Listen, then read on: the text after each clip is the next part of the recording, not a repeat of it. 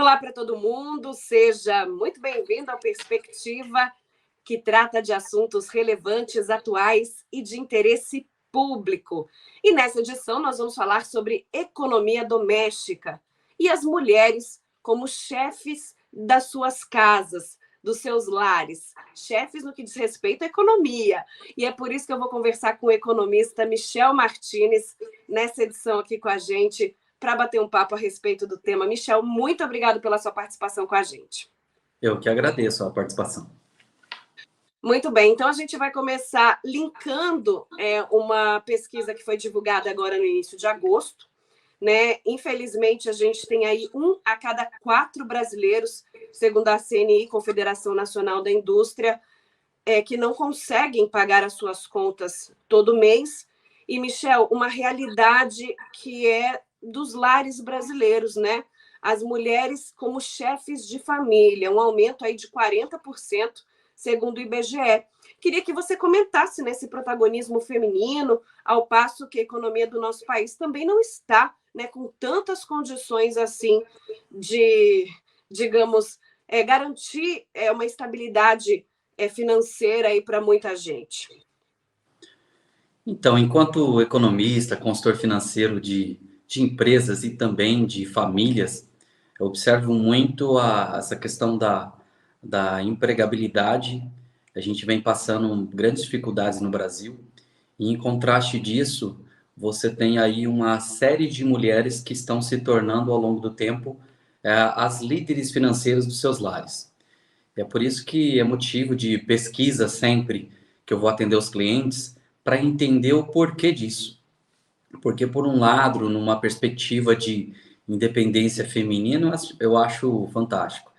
Mas se a gente fosse analisar esse dado, né, abrir esse dado para entender o porquê que as mulheres estão se tornando independentes no Brasil, eu olharia talvez com um olhar um pouco mais observador, no sentido de que toda essa questão de independência, se a gente pudesse separar um percentual, seria muito pequeno para efetivamente mulheres que têm seu destaque na escolaridade, têm seu destaque na questão de gerenciamento, porém, esse número é muito grande. Então, eu acho que reflete muito uma questão de desorganização social e falta de planejamento.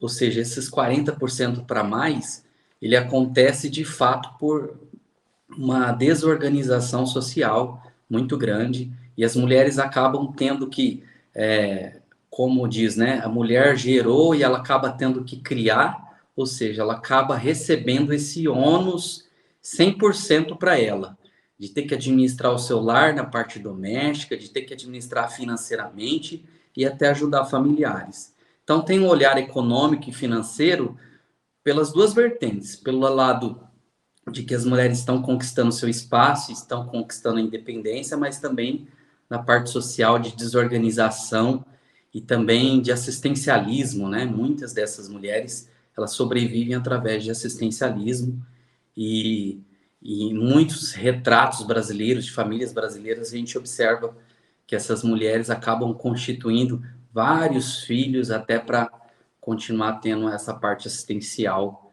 prolongada. Sim, e acaba que a gente tem que exigir também que o Estado cumpra o papel dele, justamente por conta dessa sobrecarga que as mulheres sofrem. Eu vou puxar esse gancho de que nós falamos de um aumento de 40% de mulheres como chefes de família, né, um dado do IBGE, com outro dado do IBGE. E eu estou falando aqui como mulher muito tranquilamente, porque elas gastam cerca de 21,4 horas por semana com afazeres domésticos. E quando a gente fala de afazer doméstico, a gente não está falando de trabalho, né? Tem o trabalho fora de casa, tem o trabalho dentro de casa, é aquilo que a gente gosta de chamar de terceiro turno, né? 2 turnos de trabalho, mais um turno de trabalho lavando roupa, limpando a casa, cuidando da alimentação da família. Sobre essa desorganização social, Michel, o que fica mais oneroso para uma família nessa realidade econômica atual? Os alimentos estão mais caros, né? O combustível também, apesar de ter sofrido essa leve redução, o que está mais pesando hoje em dia aí, na sua opinião? Então, esse dado, ele reflete, é claro, é ainda um tempo substancial que essa mulher precisa colocar ali para administrar sua casa, seus afazeres domésticos.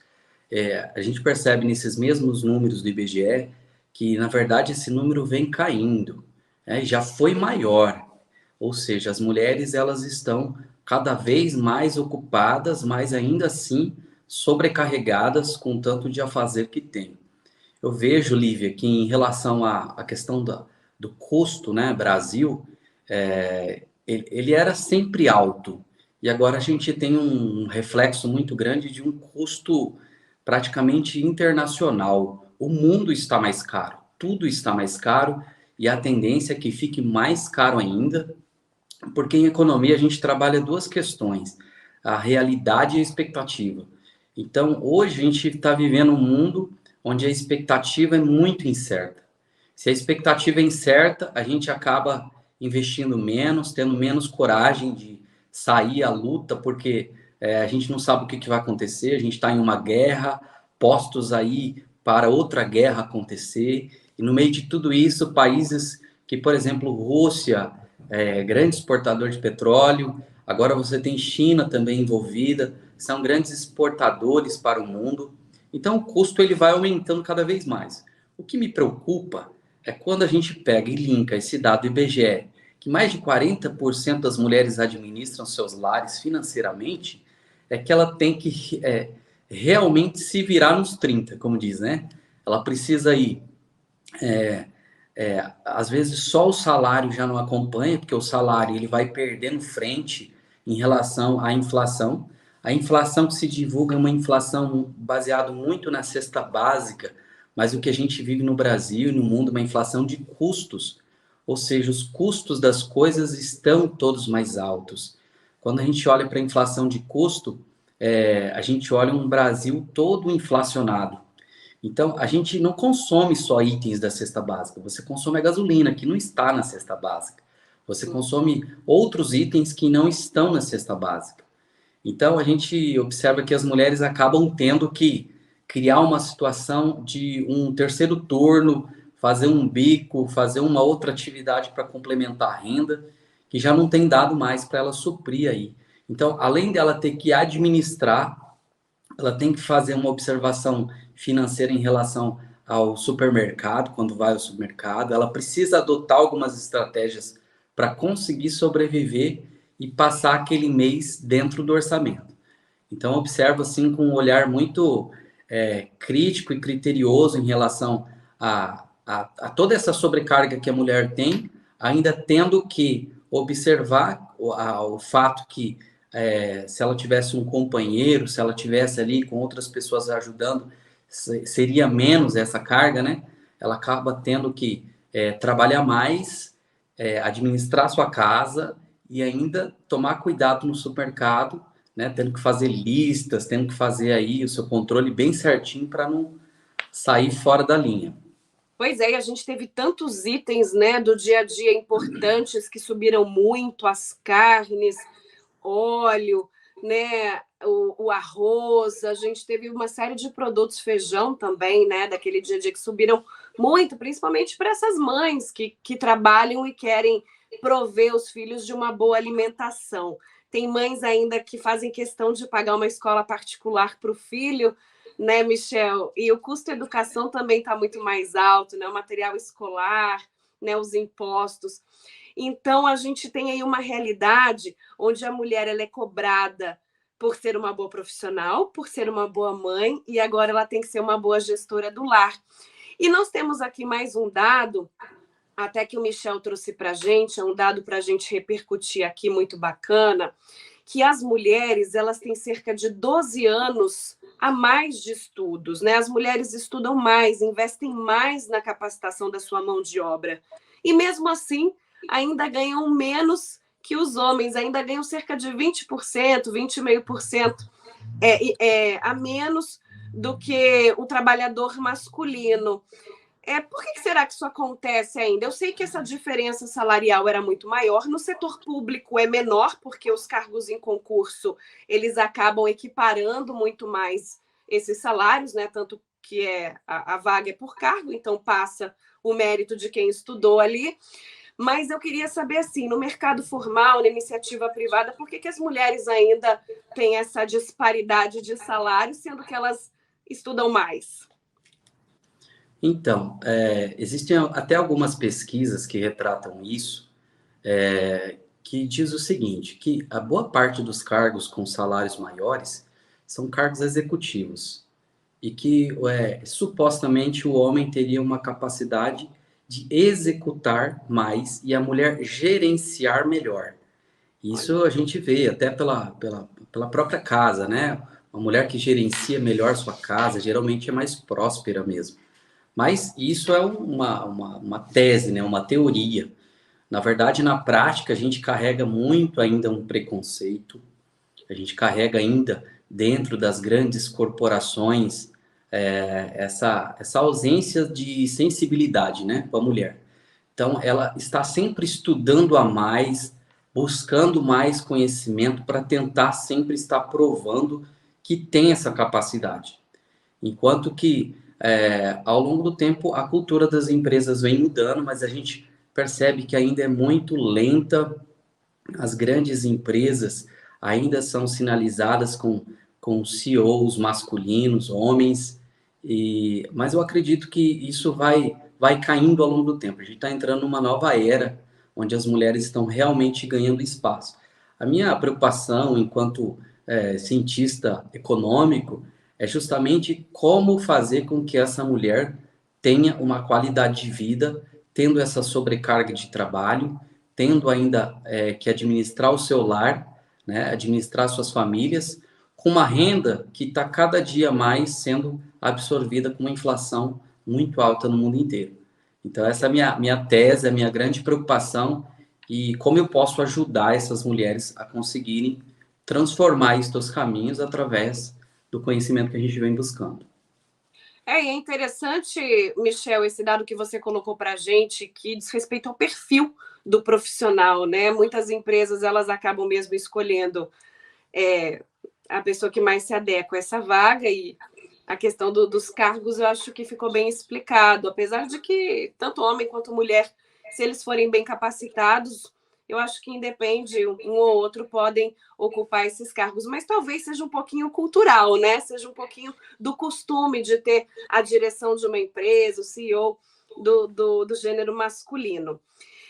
Aproveitando, né, esse nosso bate-papo, Michel, a gente acompanha sempre muito o que repercute nas mídias sociais. Eu não poderia fugir desse assunto aqui no nosso bate-papo, até porque você também se manifestou. A situação do ator Caio Castro, né, dele ter revelado que não gostava de pagar as contas dos restaurantes das mulheres. É óbvio que a gente está falando sobre muito aquele hábito de ser ou não gentil, mas acabamos entrando na alçada da economia também, porque ele disse que não ia sustentar a mulher, que não gostava de bancar a mulher, que a mulher não era filha dele, né, ao pagar a conta do restaurante. E eu queria saber sobre essa questão da autonomia do homem também poder, né, dividir a conta com uma mulher, se isso já faz parte da realidade aí do século XXI, né, ambos podem, né, se conversar, e se ele está certo de algum modo em defender ali o patrimônio, o dinheiro que ele ganha com o suor do trabalho. Então, um assunto bem polêmico, né? Eu até me pronunciei a respeito disso, porque a gente tem que compreender também o ponto de vista de cada um, ter um pouco mais de empatia, né, com o outro, mas eu acredito que ele não foi muito feliz, e a gente vive, é interessante, assim, porque ele coloca um ponto de vista que a expectativa é que as mulheres também falassem, não, realmente a gente está vivendo isso e não há nenhum problema da gente pagar a conta, né? Mas a gente observa que muitas mulheres criticaram a postura dele e isso é um assunto complexo, assim. A gente costuma estudar bastante a economia na questão do comportamento, principalmente das pessoas, em relação ao dinheiro. E a gente, talvez, homem, ainda não consiga compreender bem, lidar bem com essa realidade da mulher independente, de uma mulher forte. Eu acho que o homem ainda vai passar por um bom pedaço ainda para ter essa compreensão. E temos que diferenciar aquilo que é cordialidade, aquilo que é algo educado, né?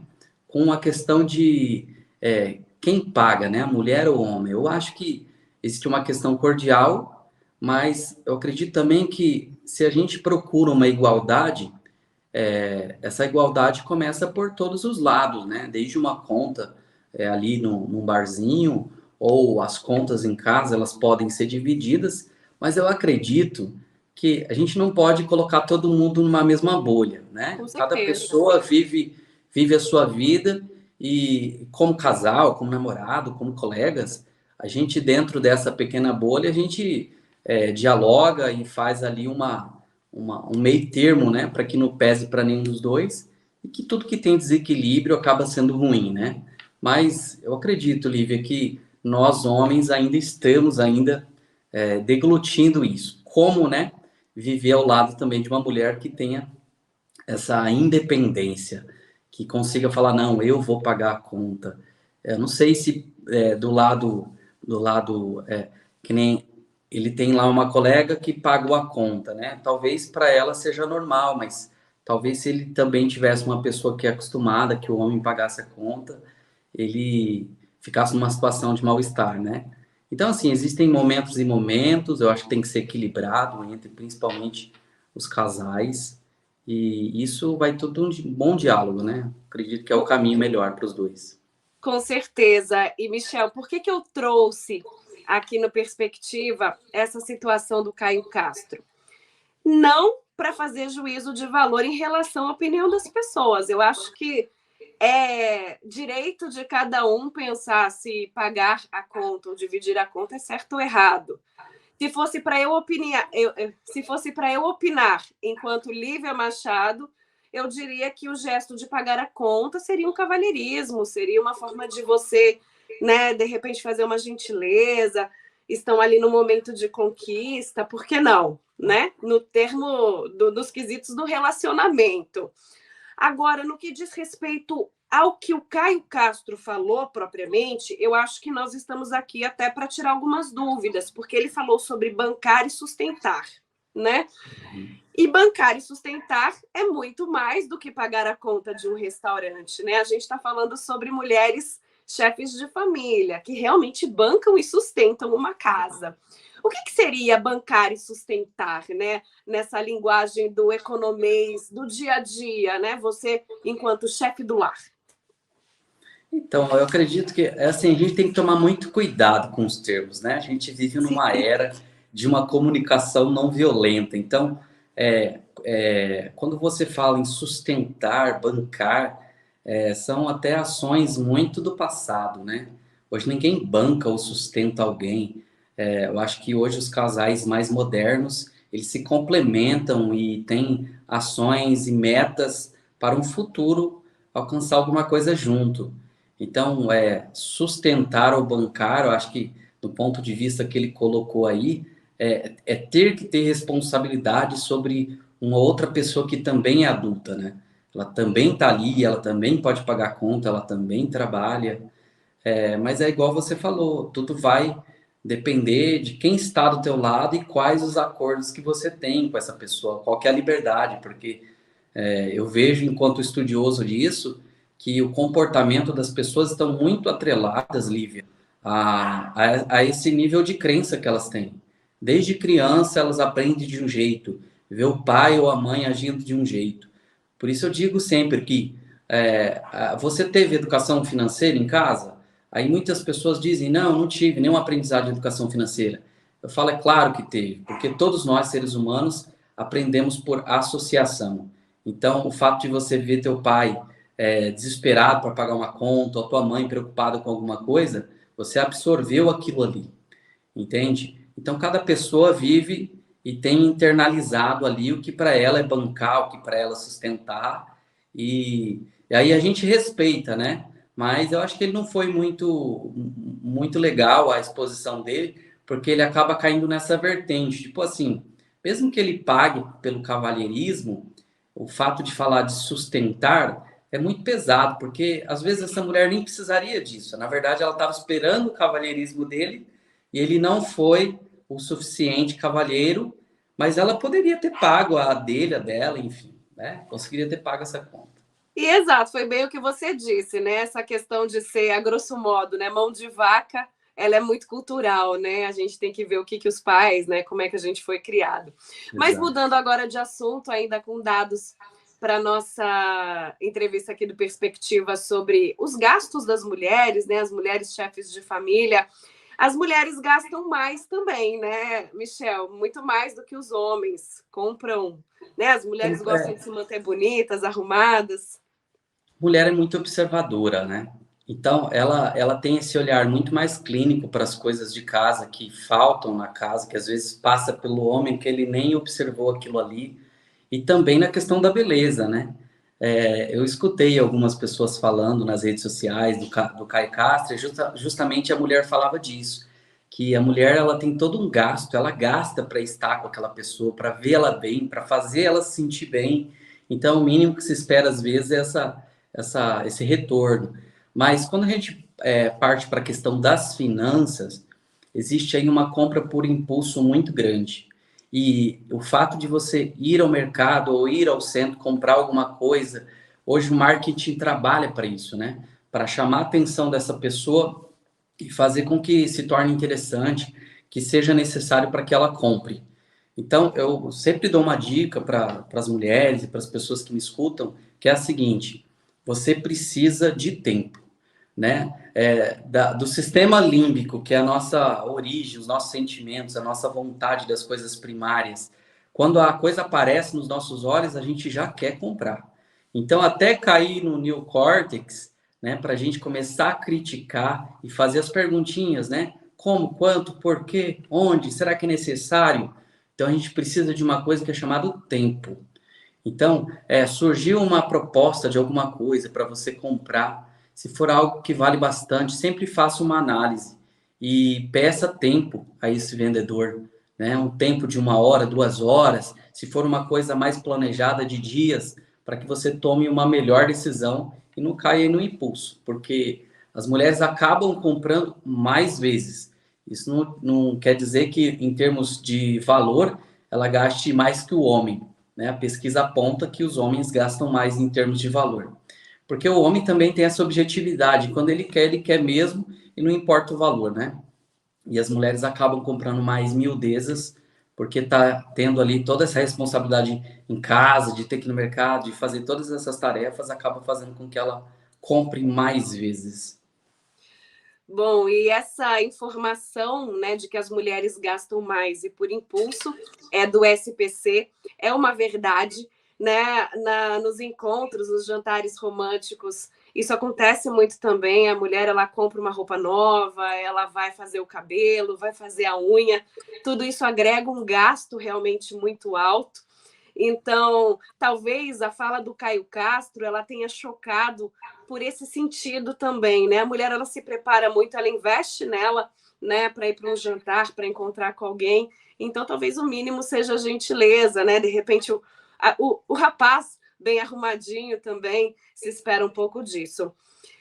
E a gente tem um outro dado para repercutir aqui, o último dado da nossa entrevista, e eu comecei falando da pesquisa da CNI, né, da Confederação Nacional da Indústria, falando que 1 em cada 4 brasileiros não conseguem pagar as contas do mês, e essa mesma pesquisa colocou que 70% desses entrevistados também não conseguem poupar. E a gente está falando agora de um dado de que as mulheres vivem cerca de 5 anos a mais que os homens, o que mostra que a gente precisa de um planejamento mais assertivo, né, Michel? Para a vida, não apenas para o momento, para as emergências. Exatamente. Eu coloco assim sempre para os clientes o seguinte raciocínio. No mundo, a média de sobrevivência das pessoas é de 75 anos. Então, fala assim, a vida tem 3 etapas, né? Pelo menos em tese. 25 anos, 25 anos, 25 anos.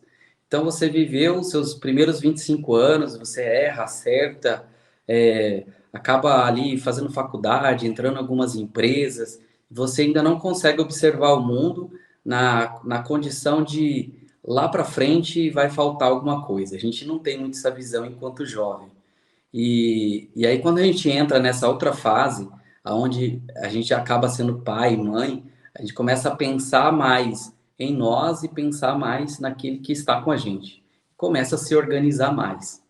E então, nessa fase dos 25 ou 50 anos, a gente acaba realmente tendo uma vida financeira mais próspera, porque está ali na nossa capacidade de trabalho, né?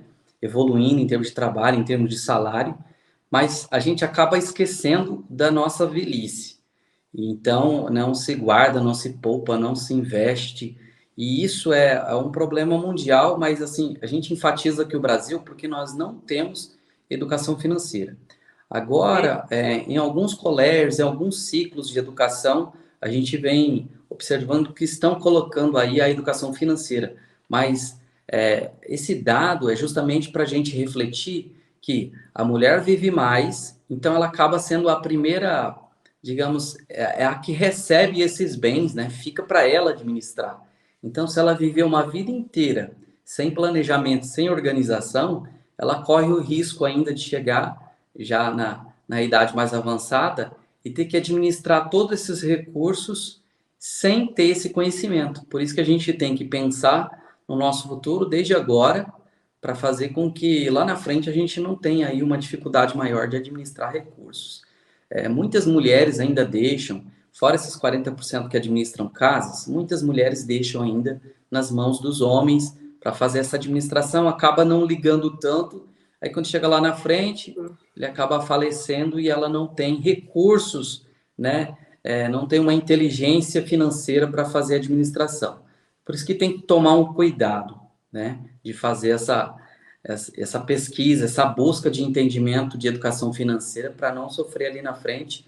E não só ela, né? Mas toda a geração que vai ficar para frente com esses recursos que vão ser deixados aí foram construídos junto com ela, mas deixados pelo esposo. Certo, Michel Martins, economista, batendo papo com a gente nessa edição do Perspectiva. Muito interessante, gostei muito desse bate-papo. É uma reflexão que a gente tem que fazer, né? Os moldes sociais estão mudando. As mulheres, como chefes de família, precisam se precaver e precisam se planejar. Exatamente. Sendo que essa mulher, ela está cada vez mais independente e dona do lar, em todos os sentidos, de ter que administrar tudo. Ela recebe menos do que o homem ainda nesse mercado, né? Pode ser por conta da cultura, pode ser por vários motivos, mas ela ainda recebe menos que o homem. Ela estuda mais que o homem, ou seja, ela tem a sobrecarga de ter que cuidar da casa, de ter que estudar mais para provar que pode mais, né? Ter que administrar o seu lar, seus filhos e a família. E ainda assim, ela tem que arrumar esse tempo para administrar financeiramente, porque apesar de todos esses problemas, ela vive mais e no final acaba caindo ali no seu colo. Então, ela tem que se preparar desde jovem, né? Começar a estudar finanças muito antes até de entrar na faculdade, para conseguir compreender como que funciona essa mecânica. A gente acaba a gente acaba estudando administração para administrar a empresa, acaba estudando investimento para fazer investimento, mas ninguém estuda o básico, que é como viver bem com aquilo que tem, sem expor, sem fazer com que o teu ego seja maior e você gaste, você fique sem dinheiro no final, né? Como ter essa inteligência para chegar no final da vida e ter uma qualidade. Eu acho que esse é o ponto de vista aí que eu gostaria que as mulheres tivessem, ter esse cuidado. E a gente está aí para ajudá-las no que for preciso. Tá certo. Muito obrigada pela sua participação aqui com a gente. Seja sempre muito bem-vindo ao nosso programa. Espero que a gente tenha outras oportunidades para debater também outros temas. Obrigada, viu, Michel? Eu que agradeço. Muito bom.